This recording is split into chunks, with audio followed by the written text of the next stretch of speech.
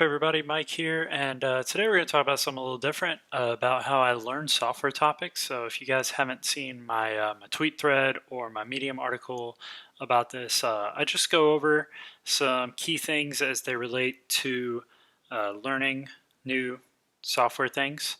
And it can really be applied to learning anything, but software can be especially challenging to learn because it's an uphill battle and you're never really at the top of the hill. So you just got to keep going along and stay focused, and sometimes that's hard to do. So you're not alone in that, and I just want to go over some stuff that helps me. So the first topic we're going to talk about is reading. So you want to read multiple sources on a topic, or watch videos, whatever, however you like to learn. Which is part of self-awareness as well, knowing what you're good at, and that relates to something we'll talk about later. So uh, another thing that's important with reading is to check your sources against each other. And when you find differences in them, you can see different approaches. And sometimes, with software, there's a million ways to do different things. So it's not that anybody's necessarily wrong.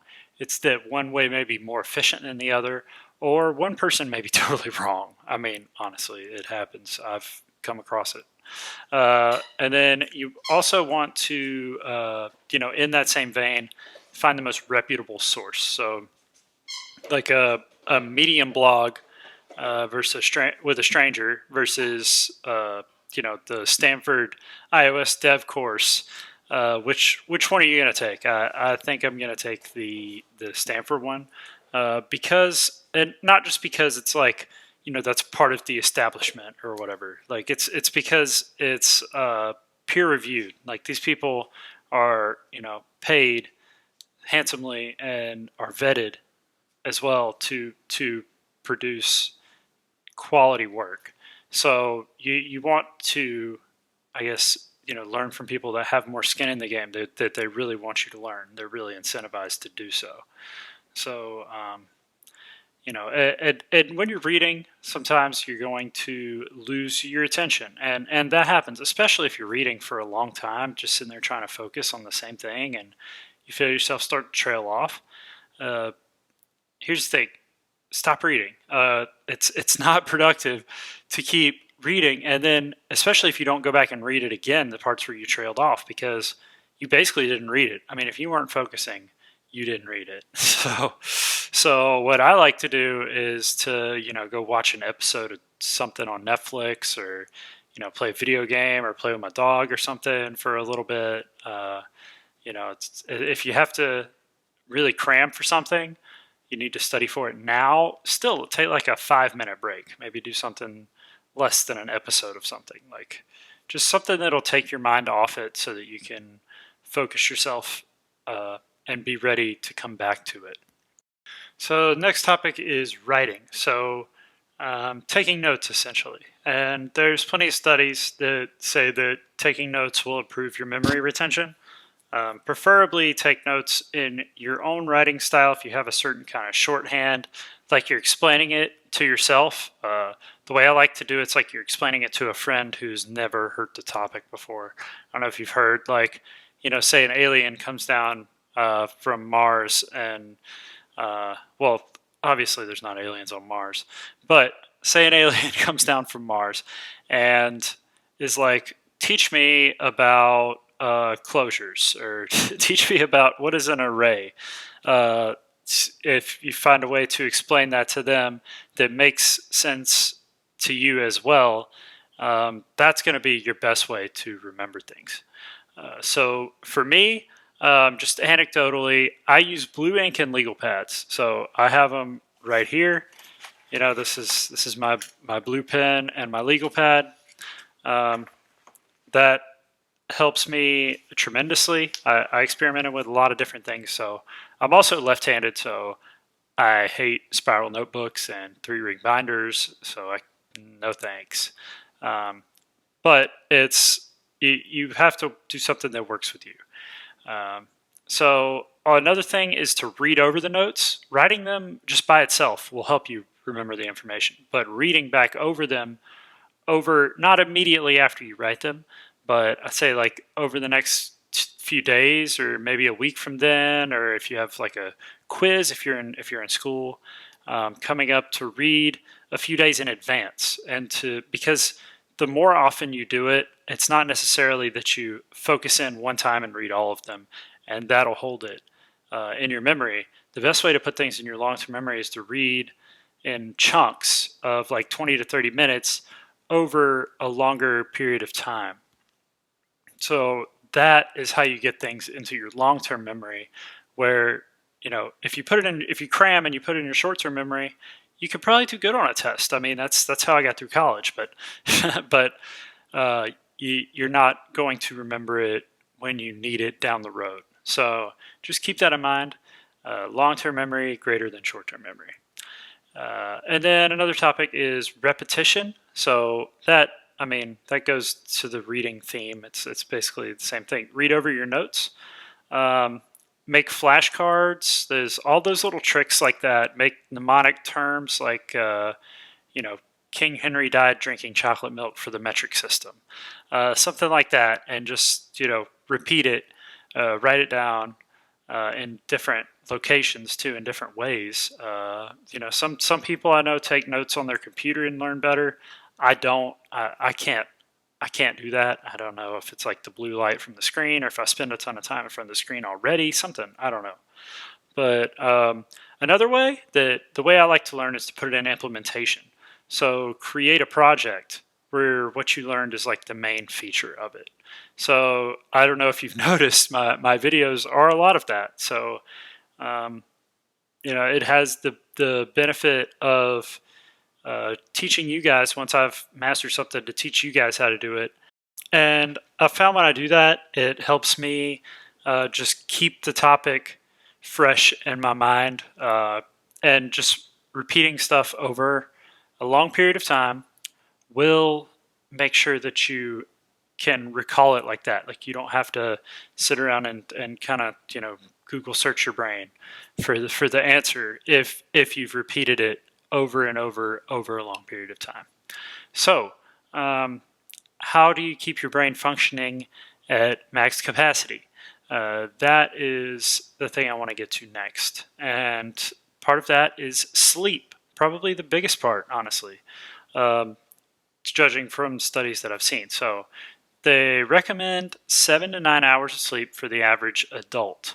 If you're younger, it's higher. If you're older, it's lower than the amount of sleep that you need in order for your brain to function at its best, as far as memory retention, decision making, things like that go. So it's also shown that sleep is when your short-term memory is transferred into your long-term memory. So there's a few different kinds of thinking. Focus versus the diffuse method of thinking, and it's complicated. But the diffuse method is more like creative problem solving. Focused is I can look at this and repeat it. So, but you want it in the creative problem solving part of your brain. And in order for it to get there, sleep is shown to almost transfer it from the focus part to the diffuse part, from the short term to the long term creative problem solving memory. So I can't stress this enough. Get good sleep. All right, it's very important, more important than staying up all night working on a project. It really is. You can be much more efficient working on that project if you get enough sleep. Another one is exercise. So working out, aerobic exercise in particular. So like, running, biking, stuff that makes you sweat, gets your heart pumping. It's been shown to improve memory and alertness. And what it does is it increases the size of the hippocampus in your brain. And it also, people with larger hippocampi, what's the plural? But people with that, they also have less stress levels, better sleep quality. So sleep's important, and they're happier in general. I don't know, how you do a happiness survey, but they are happier than general. Less rates of depression in people that exercise regularly and that have these increased levels in their brain.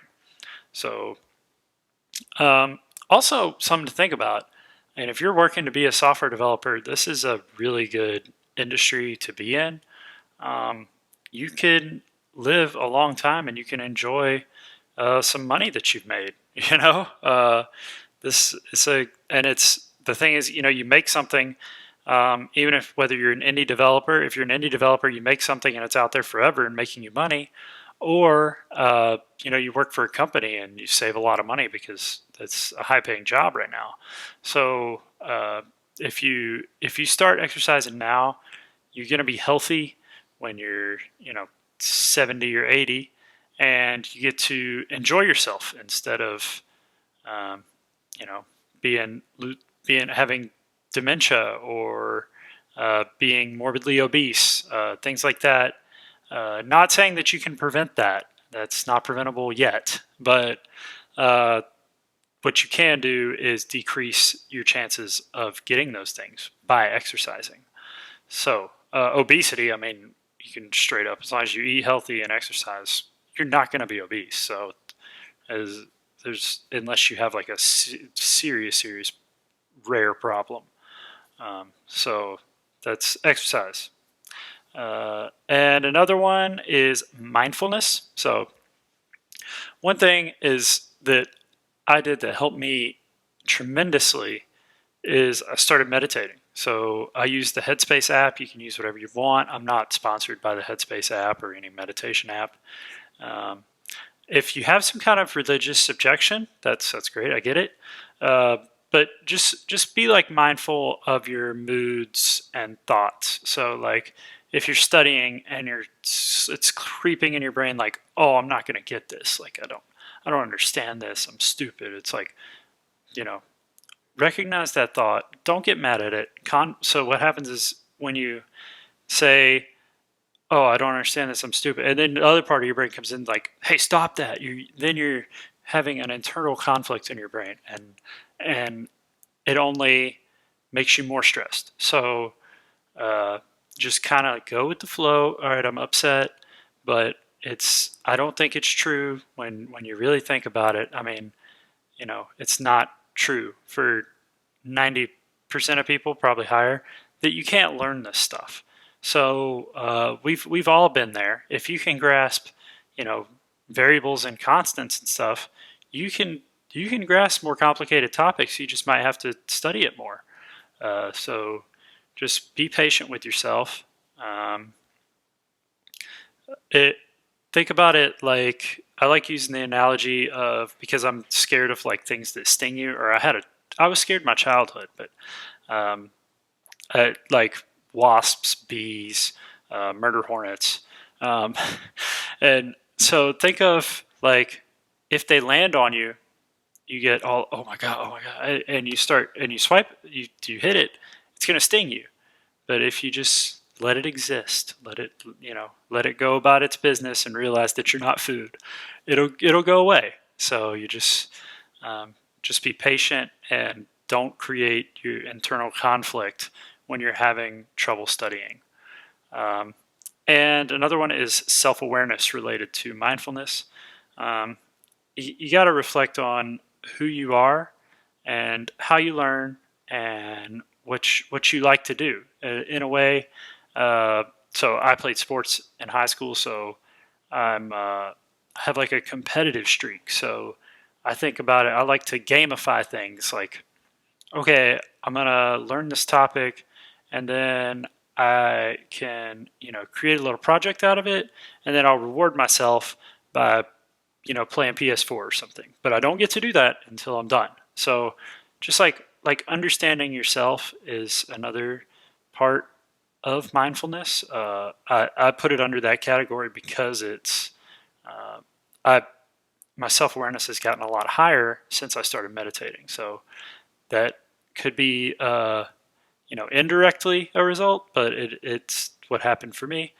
Um, But yeah, I do want to go back and harp on the idea of patience, because I think, when you first start learning this stuff, I was in this boat where I was reading stuff and like, how am I going to be able to do this stuff full time? I go on, Twitter, and I see people talking about things. What is this? Listen to podcasts. Like, what is a dispatch queue? Like, it just makes no sense. Um, but I mean, I was working on iOS development. I started with the London App Brewery Bootcamp, and I started that about 2 years before anyone paid me to do iOS development. And I was doing like 10, 20 hours a week. So, you got to realize it is, you're playing a long term game. And if you enjoy it, stick with it because it's pretty awesome. Like, I love it. And if you do, you should probably stick with it. And that leads me straight into my next topic, which is grit. So it is. This is crucial for getting over those parts. The mindfulness is you go with the flow, and then you have to understand. All right, I can still learn this, and that's where grit comes in. So basically, also defined as like mental toughness. Um, and sometimes, you're not going to be able to learn a topic in one sitting. You just have to, maybe mindfulness, be at peace with it, and then realize that you have to come back and do it. Like, you can be nice to yourself through the mindfulness techniques. You can be nice to yourself, but you also have to realize, all right, I've got to come through and I've got to kick this topic's butt. Maybe not right now, maybe not a week from now. I'll understand it. You got to be patient with yourself, but also know that with time, I'm going to own this topic. So, there's some things that threw me for loops, like closures. But if you see the video I did on closures, I'd like to think I have a pretty good grasp on them now, and that took me a while. It took me a lot of reps, um, but I just had to keep going, even though I didn't quite understand it until I did understand it. Um, and a way that you can do that is to find like triggers for your mental toughness. Now, there's a book I read a few months back by a man named David Goggins, who was in the American military, Navy SEAL, so the highest, pretty much like one of the highest, like the hardest job in the American military. Um, and now he runs ultra marathons, like 100 miles, 200 miles, like it's crazy. So one of the methods he uses is called the cookie jar method. So you pull motivational memories, um, and tell yourself, your inner self, stories that are going to get you through something. So like for me, it's like when people would pick on me, and this isn't it. It doesn't always have to be the nicest thing. This isn't very nice. But so when people would pick on me in high school, now when I'm running or something, I think, oh, you look at you now. I see you on Facebook. You're fat and unathletic, and I'm out here running miles, uh, and you would not be able to keep up with me right now, even though you could back then when you were a hot shot. So tables have turned. So I keep that kind of stuff in my head to keep me going. Um, and it works in a software context too. When you're learning stuff, telling myself like, all right, so this guy, I mean, and I like everybody I've met in the iOS. I'm not sliding them, but like this guy knows it, and like, what is this guy smarter than me? I don't think so. So I should get this right. Um, so stuff like that will get you through it. Um, And, another thing is to not listen to that inner chatter and listen to other people. Don't listen, to people that don't understand that you can, watch videos on how to do iOS development and then get a job doing iOS development. Like people don't understand that you can do that these days, especially older people, like your older family members. And they have your best interests at heart, but they're looking at it through their lens, and everybody has their own personal biases, and older people will think that, oh, you have to go to school for this, but you don't. Especially software development, much more open-minded around going to school thing. So, don't listen to that voice inside you or external voices that are telling you can't do it. Um, and come at peace with them in the mindfulness way, but also be like, nah, dude, I don't think you're right, and just keep going. So that's pretty much that's everything I wanted to cover for this.